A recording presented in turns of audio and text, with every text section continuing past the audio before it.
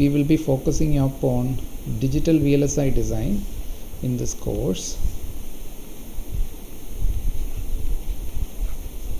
Digital VLSI design, though that's not the way the course is titled. If you look at the syllabus, it's all digital VLSI design. So as I little bit told you about what is VLSI, so here it is a more informative numbers I have put in here. So first integration started. Integration means IC. We are talking about IC, integrated circuit, putting together many components inside one chip. So that is integrated circuit. There are various advantages. One is that you can make things smaller rather than discrete components. If you take and assemble it, it is going to be very big. Secondly, one of the very important criteria for good operation of any circuit, electronic circuit, is that there has to be matching condition, like the transistors should be similar, and if all these transistors in the circuit are made together through the same process, they undergo the same process of fabrication, then they will match better, and that will make the circuit function properly. Thirdly, so let me just list down some of this. Our aim is basically to achieve miniaturization. What is the spelling? Miniaturization. Maybe I am not sure about the spelling. Making things small, basically that. Making things small. That means consume very less area or space. That's what. So that is one goal when we go from small scale integration to very large scale integration. We have to keep that in mind. Then matching of components.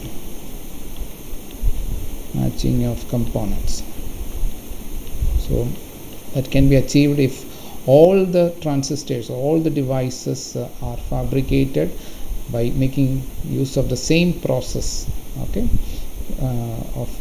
So then if the fabrication is done simultaneously for all the components present in one circuit, they will have better matching between the components, and that will assure correct operation of the circuit.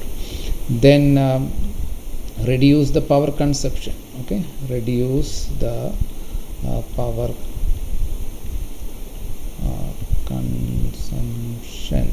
Okay, so that means we have to operate this many devices with less power. That's what you do. You have millions of or maybe billions of transistors in your mobile phone, but they are operated with a small battery. Okay, but if you have discrete components of that many number, you would require a very large amount of power supply. Okay. Then fourth, another advantage is speed. Increased performance. So whenever we say performance, then we are actually talking about speed. Okay. The speed with which the circuit performs its function, that will increase, because the distance between different components are very, very small, like they are nanometers or micrometers. So the signal does not need to go from one point to the other over a large distance. But if you wire with like you do it in breadboard, then it has to travel more distance, and when you operate at high frequency, this make a lot of difference. So the frequency at which you can operate the circuit will be very minimal if they are spread over a large region. But speed can be increased, and that's what we have achieved.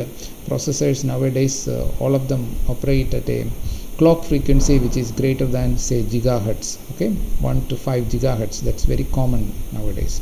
So we want all this advantage. So reducing the power consumption, increasing the performance, then making things small, that means less amount of space or less area of material required to fabricate. So all of these are driving, and of course another very important is reduce the cost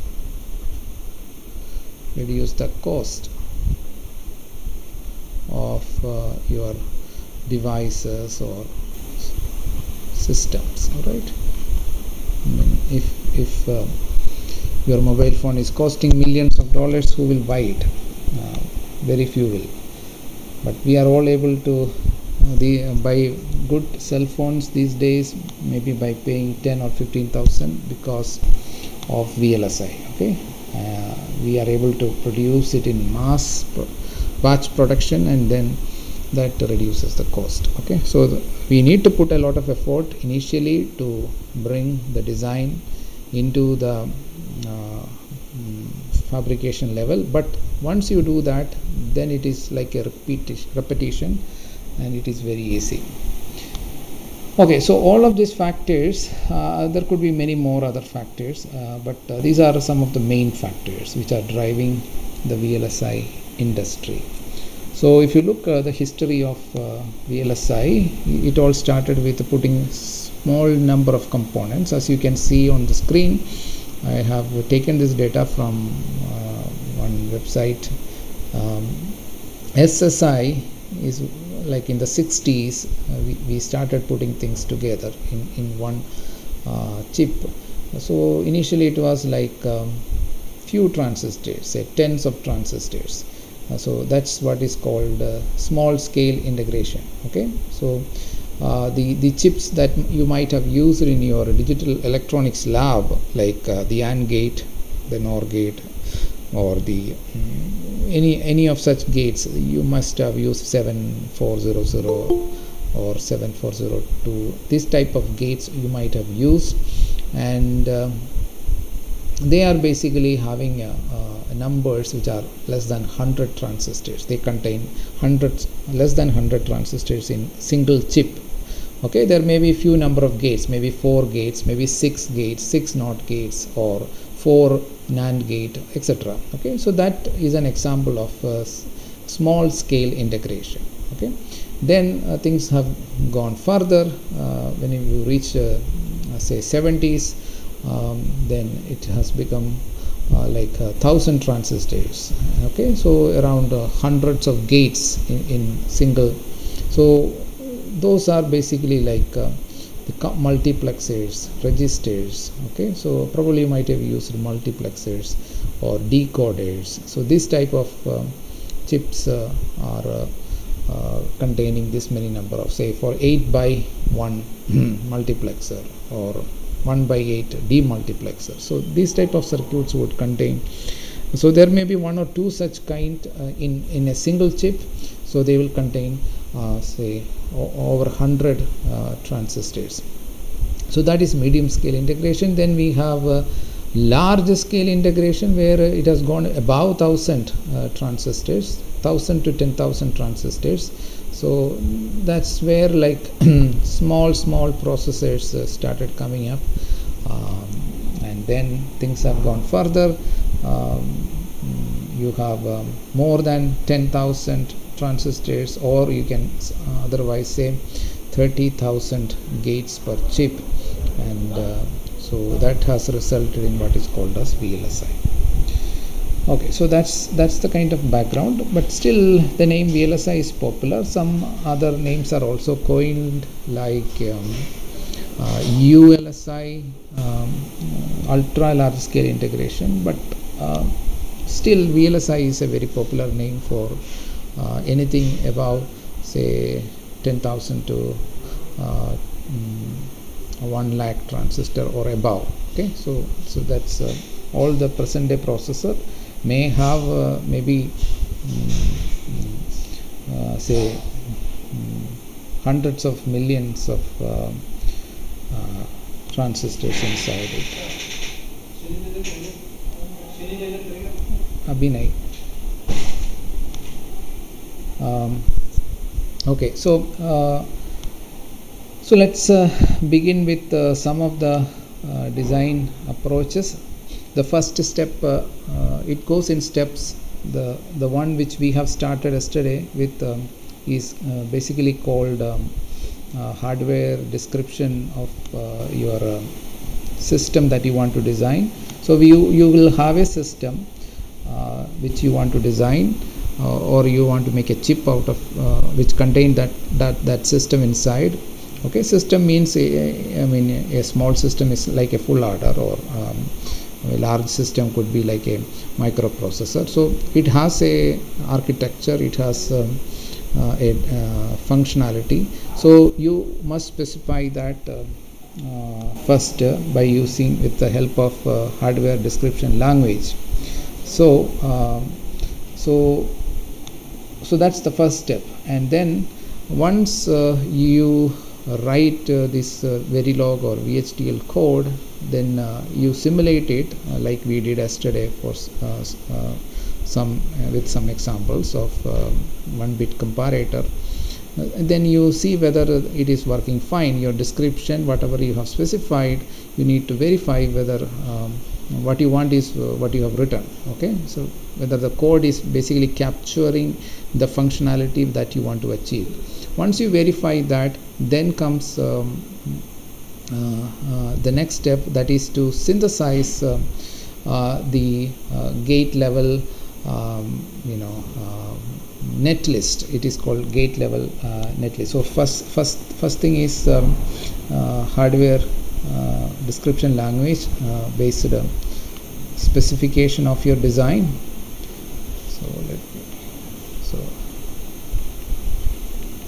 So as we go along, we will see more and more steps.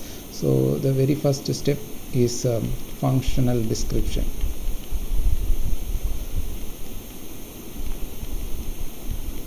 Okay, so you need to specify what you want, and that functionality should be described with the help of using some HDL.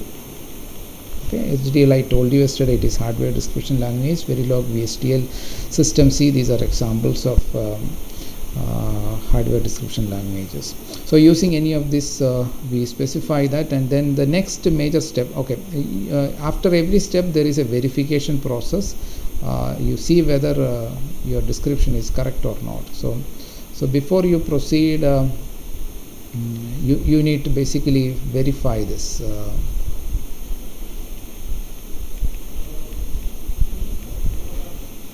Verification of the description. That's what we did with the help of a test bench. We have verified whether so, and if it is not coming good, then you need to you may make error while you write the code.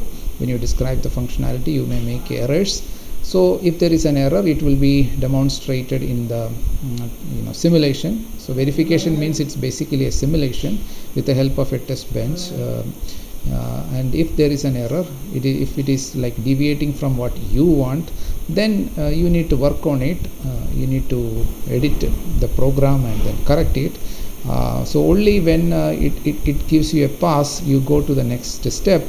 And the next step is basically synthesis of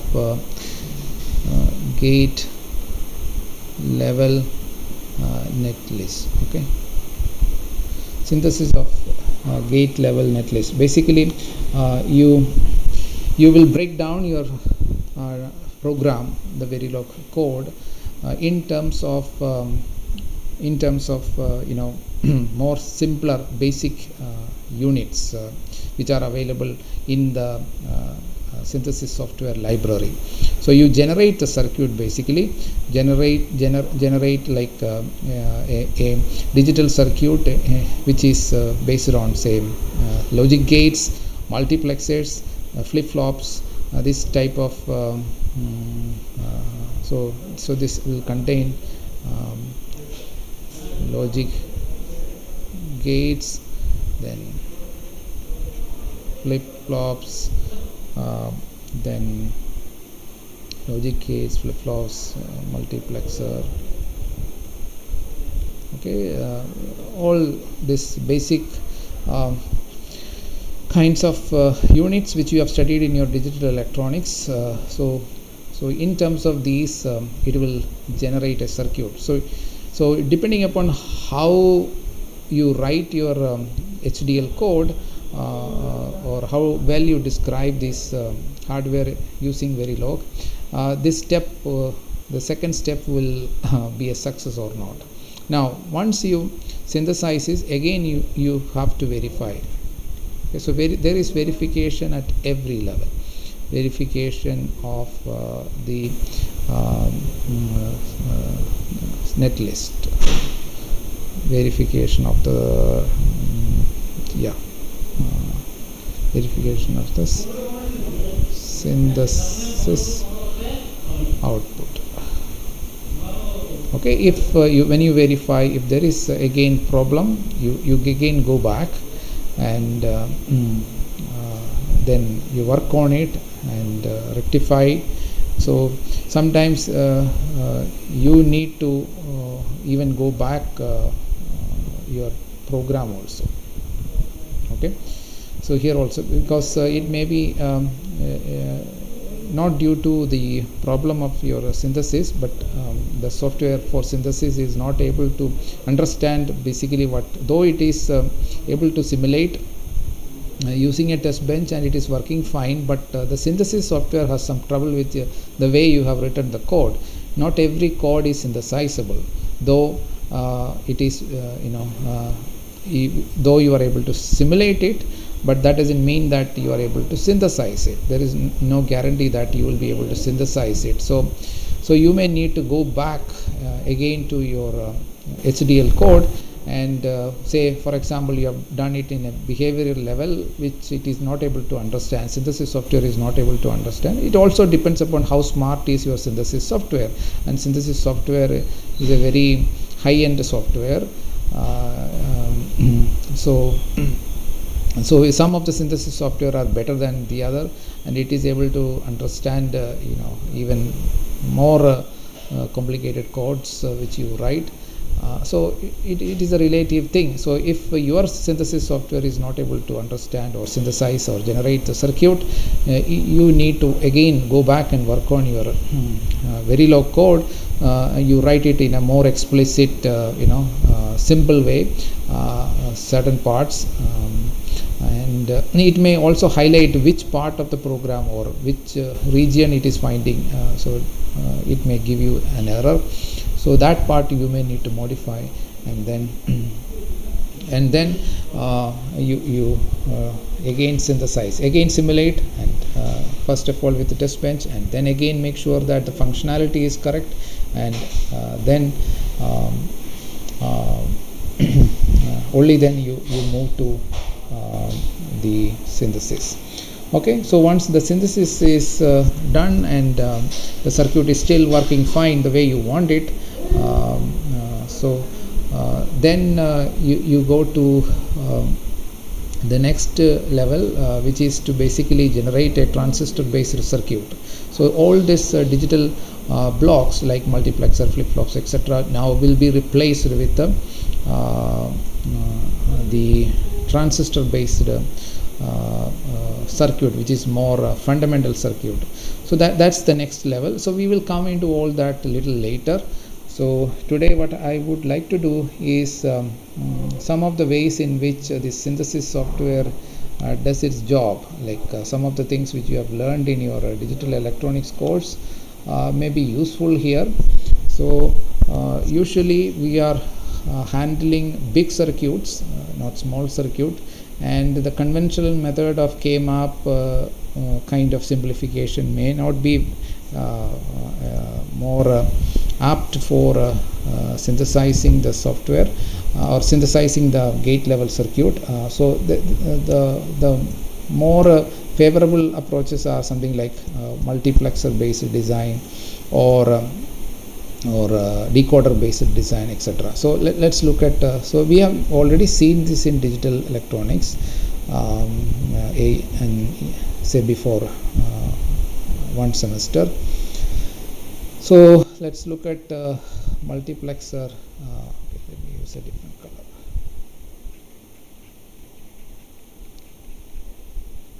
Multiplexer based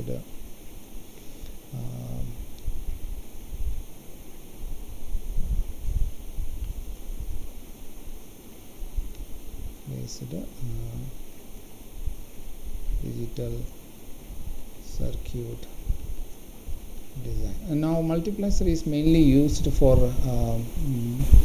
combinational circuit. Okay, so I have to say combinational, because digital circuits are classified into combinational circuit, and so it's a class of circuit which doesn't require a memory. So the present output depends upon the present input only, and none of the past inputs are taken into account for the present input. Such circuit can be easily synthesized with the help of multiplexer. Okay, so example, we will use only simple examples, but these examples can be easily scaled up to Boolean functions, which involves very large number of variables. So usually for big systems you will have large number of input variables, say, but for our simplicity of explaining the process or the step, we will make use of simple circuit. Say for example, you are familiar with yesterday I gave you this full adder. Okay, so A, B, C are the inputs, and then you have sum and carry output, right? So A, B, C are the input means it can have any of the 8 combinations. So then 1 0 0, 1 0 1, 1 1 0, 1 1 1. So these are the 8 combinations possible. And now sum output, you know that if you add them all together, then here sum is 0, carry is 0. Here sum is 1, carry is 0. Here also sum is 1, carry is 0. Here sum is 0, carry is 1. And here sum is 1, carry is 0. And here you have carry 1 and sum 0, carry 1, sum 0, and then you have 1 1. So this is basically the truth table of a full adder. Now you can also write the Boolean expression directly in terms of minterms. I hope you are familiar with all of that. So sum is a function of 3 variables. It has the following minterms, basically m1 plus m2 plus then m4 plus m7. So I am not explaining what is a minterm. All of that you should be knowing all of this, because we have extensively looked at all of that in the digital electronics class. So and carry, if you look at it, is basically m3, m5, m6 and m7. Okay, so now if you want to, so basically if so this is one way you can actually, in Verilog program, you can just give the truth table also. Okay, you just list down how the input comes for the what will be the output for a particular combination. Each combination of the input, if you specify, you can specify, and that's what is called as primitives. So if you look and search about primitives in you can have user defined primitives, like and you can have the truth table implemented. You can enter the truth table of whatever block that you want, and it will capture the design in that way also. Okay, that is another way. Just like we did few number of ways yesterday, you can even define the truth table and specify your hardware. So that is a way of specifying what are the minterms which are present for a particular function. Now once the next step is like synthesis. You need to generate a circuit for this. So multiplexer based design is preferred because for example, if you take an 8 by one multiplexer. It has 8 input. Okay, so 1 0 1 2 3 4 5 6 7. Okay, so these are the 8 input, 2 3 4 5 6 7. Okay, and what we do is that we give the select input as our input variable. So already the prototype for multiplexer is available in the synthesis software, and it will see whether how many variables are there, and you give all the select input as ABC, and then look, if you are designing for sum, then sum is 0 here, so we need to give 0 here. M0 is absent, M1 is present, so you need to give 1 there. M2 is 1, you need to give 1 there. M4 is 1, and M7 is 1. All the rest are 0. So this way you give, it's quickly implemented, there is no strain. You have the multiplexer, you give all the inputs as the select inputs.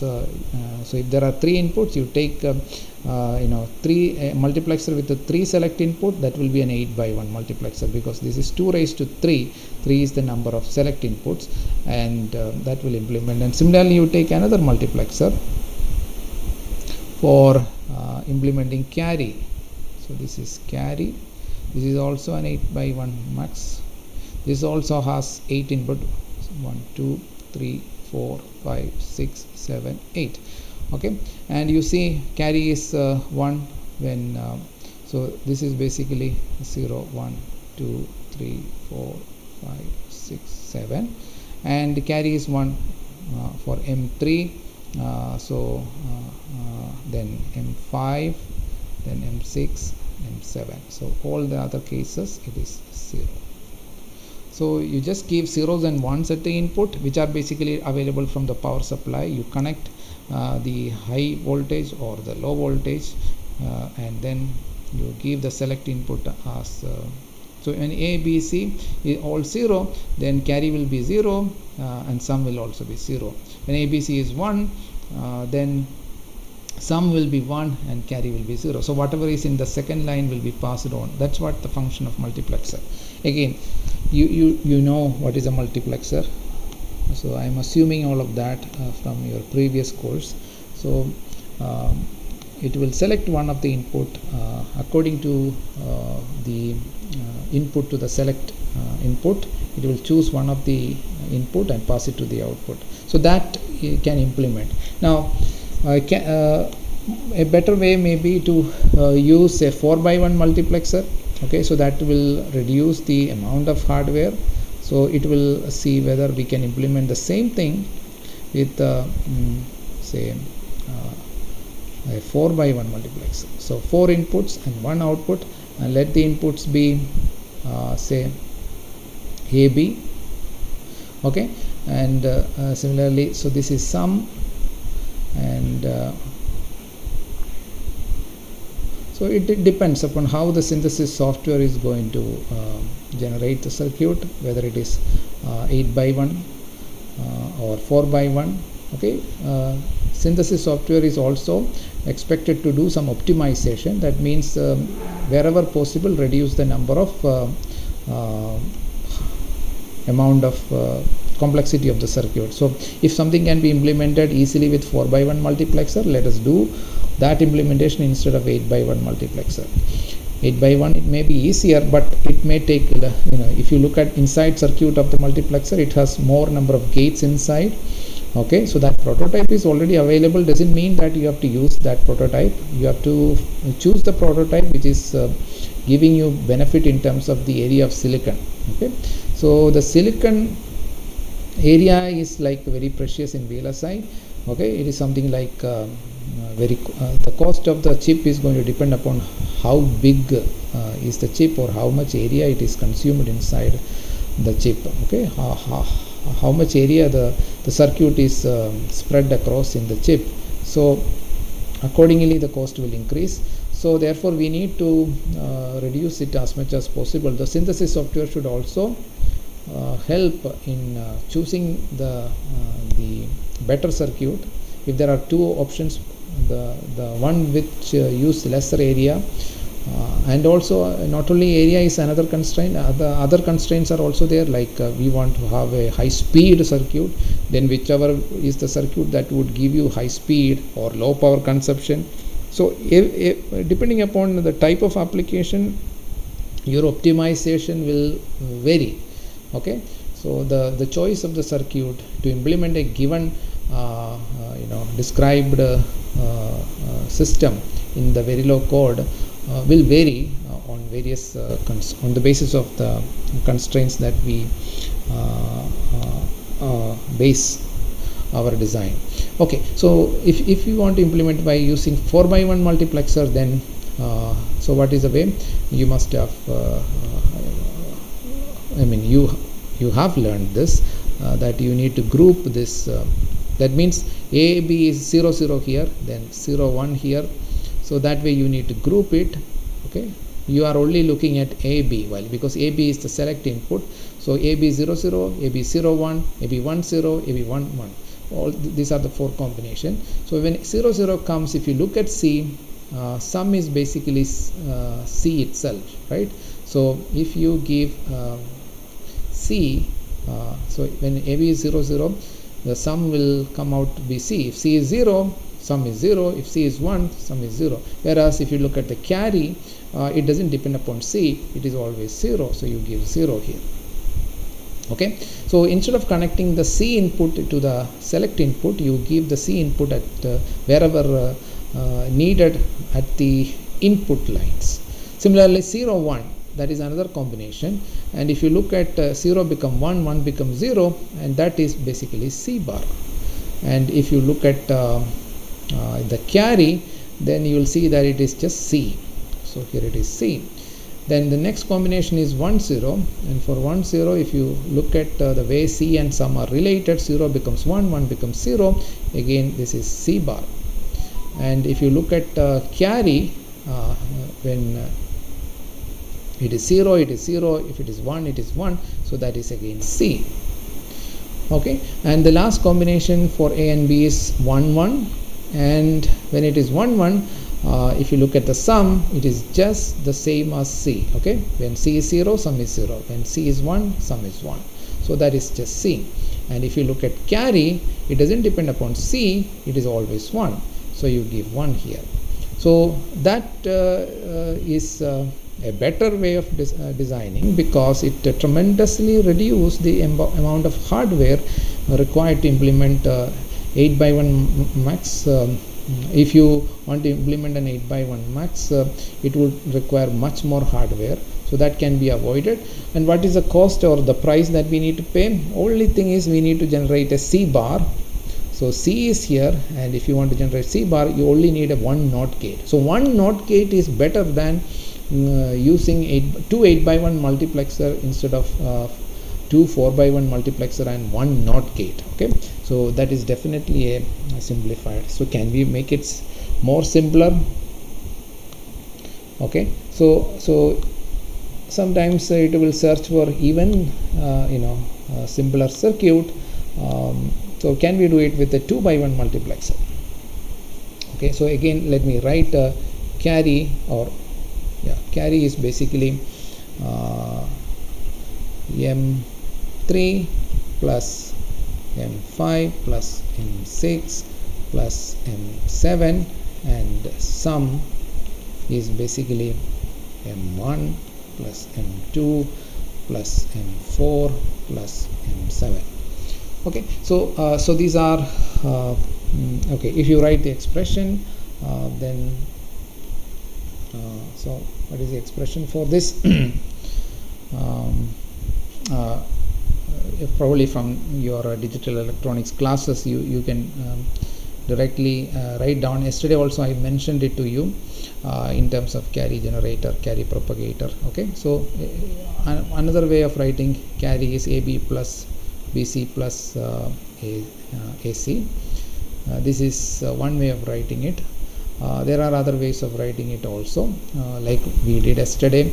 It was basically A XOR B into C plus A dot B.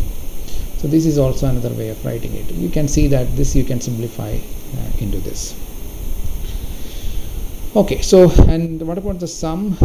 Sum actually don't have any simplification. It's basically A XOR B XOR C. Okay, or if you expand it, you can write all the midterms.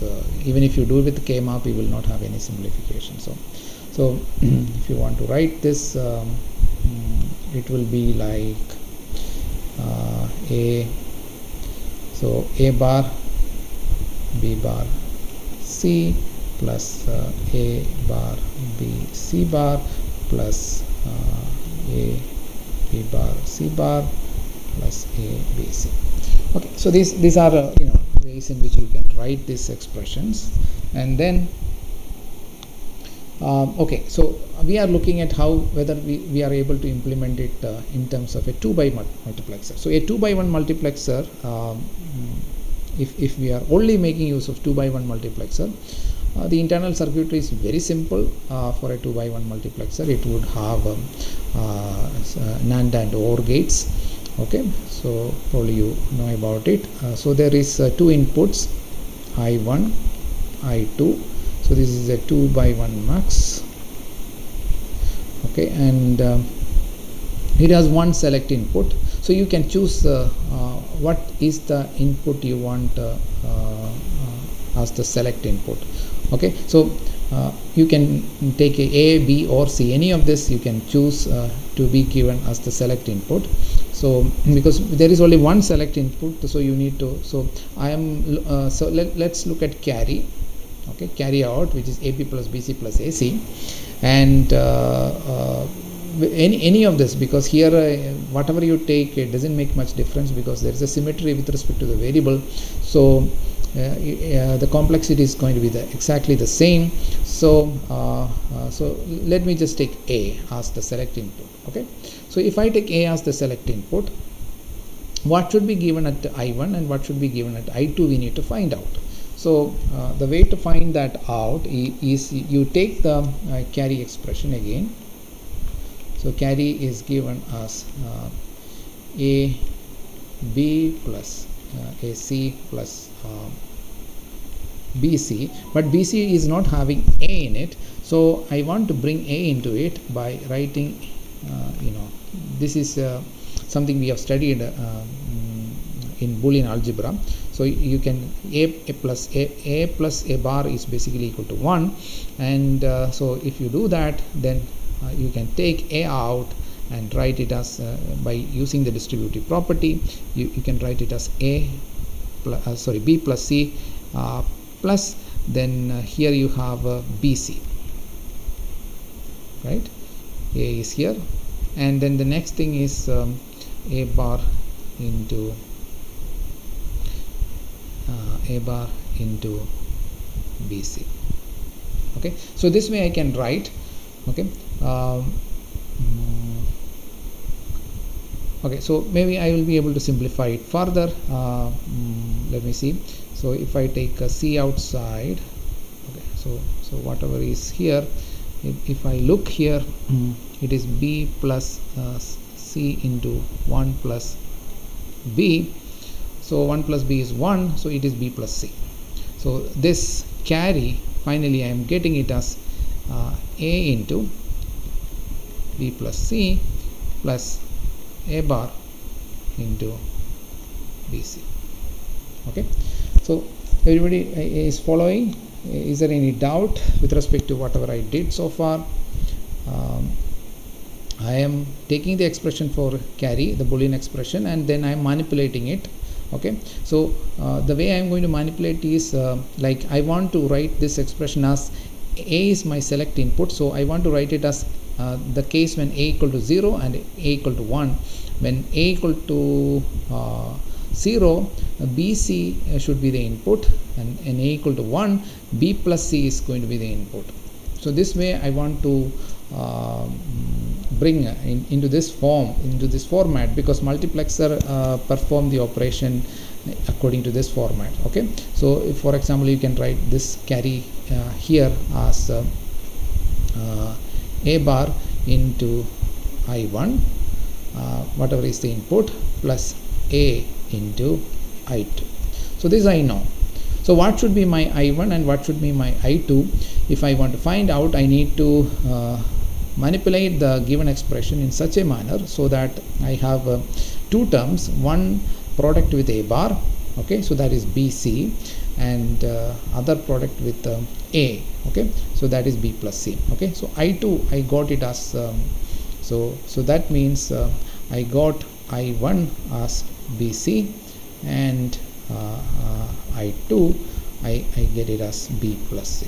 Okay, so this is our original expression, and in one of the term I didn't have A or A bar.